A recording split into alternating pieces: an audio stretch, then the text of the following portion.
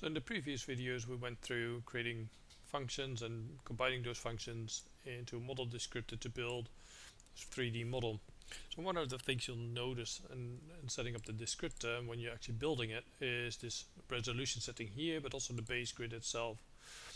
And why it's so important is easy to demonstrate is if you turn on the wireframe model. So you see we've got nicely distributed triangles here. But if we turn on the AVT unit as well, it will become even more clear.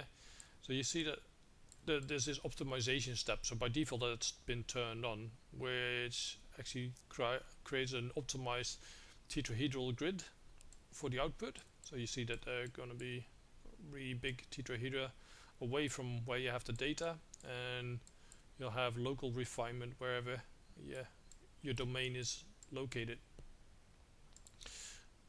And the way we've set it up is that you start with a very coarse type model and then start to refine it with individual units.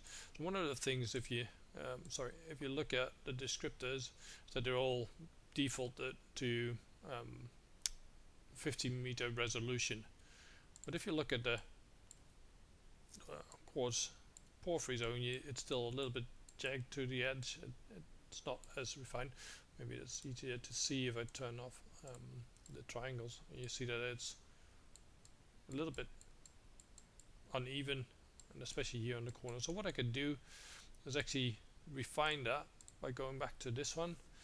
At the moment I'll need to just remove these functions that I've added and enter them again. We'll be working towards improving that so you can actually change the resolution easier.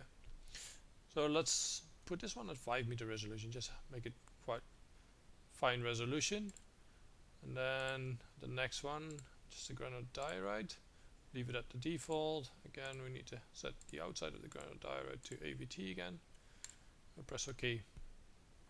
So now with just changing this, we'll increase the resolution for just the quartz porphyry, but leave everything else at the default values. And then we start running the model and leave this again at the defaults. Just notice here that this optimization has been turned on, which does the final optimization. It takes a bit of time, but it guarantees some really nice output at the end.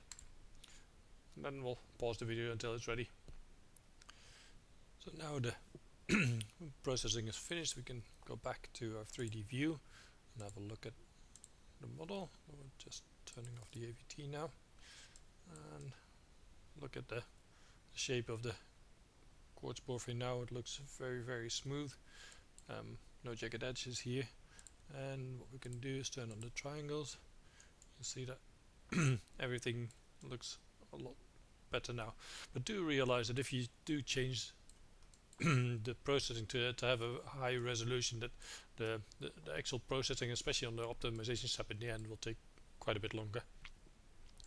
So be careful with using that from the start. So I'd recommend to only increase that resolution, or to refine the resolution once you're happy with the whole model. So start off coarse and then in a coarse model, and then increase the resolution later on.